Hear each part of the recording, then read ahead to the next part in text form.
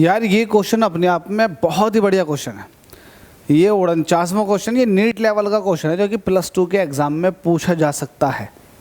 Question कह रहा है arrange Mg+2 oxygen -2 sodium +1 fluoride -1 and N-3 in increasing order of ionic size. बताओ इसमें से आयनिक साइज क्या होगा। अगर आप ध्यान दें, मैग्नीशियम का होता 12 एटॉमिक नंबर, लेकिन 2 इलेक्ट्रॉन निकाल दिए तो इसके पास 10 इलेक्ट्रॉन बचे। ऑक्सीजन का होता है एटॉमिक नंबर 8, -2 का मतलब ये है 2 इलेक्ट्रॉन ले लिए, इसके पास भी 10 इलेक्ट्रॉन। सोडियम का होता है एटॉमिक नंबर 11, 1 इलेक्ट्रॉन निकाल दिया, इसके पास भी 10 इलेक्ट्रॉन बचे। फ्लोराइड का होता है 9, इसने 1 इलेक्ट्रॉन लिया, इसके पास भी 10 इलेक्ट्रॉन हो गए। नाइट्रोजन का होता है 7, 3 इलेक्ट्रॉन लिए, 10 इलेक्ट्रॉन इसके पास भी हो गए। तो इन सभी के पास 10-10 इलेक्ट्रॉन है, तो ये कहलाती है आइसो इलेक्ट्रॉनिक स्पेशीज़। जब इलेक्ट्रॉन सेम होते हैं तो ये कहलाती है आइसो इलेक्ट्रॉनिक स्पेशीज़। ध्यान दो, आइसो इलेक्ट्रॉनिक स्पेशीज़ है, इलेक्ट्रॉनों की संख्या सेम है, लेकिन अगर मैं प्रोटोनों को देखना चाहूँ तो प्रोटोन तो न्यूक्लियस के ऊपर चार्ज होगा। अगर नाइट्रोजन का एटॉमिक नंबर 7 है ना, तो इसके पास 7 प्रोटोन होंगे। इनने ज़बरदस्ती 3 इलेक्ट्रॉन ले लिए, तो प्रोटोन तो 7 ही होंगे। अब मुझे बताओ, वो 7 प्रोटोन हैं और आपने 3 इलेक्ट्रॉन ज़बरदस्ती ले लिए, तो 3 इलेक्ट्रॉन जो आएंगे ना, आएंगे तो आप ये देखें, न्यूक्लियर चार्ज को देखें, इफेक्टिव न्यूक्लियर चार्ज कम है। क्यों कम है? क्योंकि 7 प्रोटोन है कुल और इलेक्ट्रॉन ज़्यादा हो गए, तो इफेक्टिव न्यूक्लियर चार्ज कम है। जब इफेक्टिव न्यूक्लियर चार्ज कम है तो कहीं ना कहीं जो अट्रैक्शन फोर्स है ना न्यूक्लियस और इलेक्ट्रॉनों के बीच में, वो कम लगेगा। तो नाइट्रोजन के केस में सबसे कम लगेगा, जिसकी वजह से इसका जो आयनिक रेडियस है वो ज़्यादा होगी। अब नाइट्रोजन के बाद आता है ऑक्सीजन।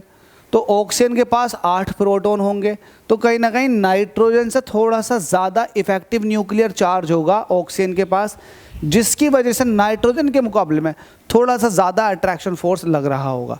ध्यान देना, तो सबसे कम फोर्स इसमें, उससे ज़्यादा फोर्स फिर ऑक्सीजन में, फिर इससे ज़्यादा फोर्स आ जाएगा फ्लोरीन में, क्योंकि फ्लोरीन के पास, ये फ्लोराइड आयन के पास 9 प्रोटॉन होंगे, 9 प्रोटॉन, और आपने ज़बरदस्ती 1 इलेक्ट्रॉन फालतू लेकर के 10 इलेक्ट्रॉन कर दिए, तो इफेक्टिव न्यूक्लियर चार्ज ज़्यादा है, अट्रैक्शन ज़्यादा लगेगा, तो आयनिक रेडियस घट जाएगी। तो सबसे ज़्यादा जो आयनिक रेडियस आएगी नॉन मेटल्स में, वो आ गई नाइट्रोजन की, उसके बाद फ्लोरीन की, उसके बाद ऑक्सीजन की। अब मैग्नीशियम और सोडियम को देखो। अब मैं सोडियम की अगर बात करूँ तो सोडियम के पास 10 प्रोटॉन है और 1 इलेक्ट्रॉन अगर इसने रिलीज़ भी कर दिया, तो इलेक्ट्रॉन रिलीज़ किया है, प्रोटॉन अभी भी बहुत ज़्यादा है। तो प्रोटॉन बहुत ज़्यादा है, इलेक्ट्रॉन 10। इलेक्ट्रॉन कितने? 10, पहले 11 थे, 10 हो गए, 1 इलेक्ट्रॉन निकाल दिया, और प्रोटॉन कितने? 11। तो कहीं ना कहीं अट्रैक्शन ज़्यादा लगेगा, साइज़ छोटा हो जाएगा, तो इसका साइज़ छोटा हो जाएगा। अगर मैं मैग्नीशियम की बात करूं तो इसके पास प्रोटॉन और भी ज़्यादा होंगे, तो इसका साइज़ और भी छोटा होता चला जाएगा। कहने की बात ये है, इन आयनिक स्पेशीज़ में जिसके पास न्यूक्लियस में प्रोटॉन ज़्यादा होंगे, इफेक्टिव न्यूक्लियर चार्ज उसके ऊपर ज़्यादा होगा, उसी की आयनिक रेडियस सबसे कम होगी। तो यहाँ पर आयनिक रेडियस सबसे कम मिलेगी आपको फिर मैग्नीशियम की। तो मैग्नीशियम की सबसे कम ये कट जाएंगे, ये कट जाएंगे, सबसे कम मैग्नीशियम की, सही है। फिर उसके बाद देखो, ये पॉजिटिव आयन है, फिर देखो दूसरे नंबर पर प्रोटॉन किसके पास हैं? इसके पास 12 थे, इसके पास 11 हैं सोडियम के, तो इसके बाद आ जाएगा सोडियम। तो देखो मैग्नीशियम के पास सोडियम, सिर्फ एक ही ऑप्शन है, option number A is the correct. इसको दूसरी तरह से ही बना सकते हैं। अगर आइसो इलेक्ट्रॉनिक स्पेशीज़ है, तो आइसो इलेक्ट्रॉनिक स्पेशीज़ में जो भी नॉन मेटल है, या फिर जिसके ऊपर जितना ज़्यादा निगेटिव चार्ज होगा, उसकी आयनिक रेडियस उतनी ज़्यादा होगी। अगर आप आयन्स की बात करोगे तो जो निगेटिव जितना ज़्यादा होगा, जो आयन जितना ज़्यादा निगेटिव होगा, उसकी आयनिक रेडियस उतनी ही ज़्यादा होगी, और जो मेटल पॉजिटिव आयन्स बनाया हुआ होगा, उसकी आयनिक रेडियस उतनी ही छोटी होगी।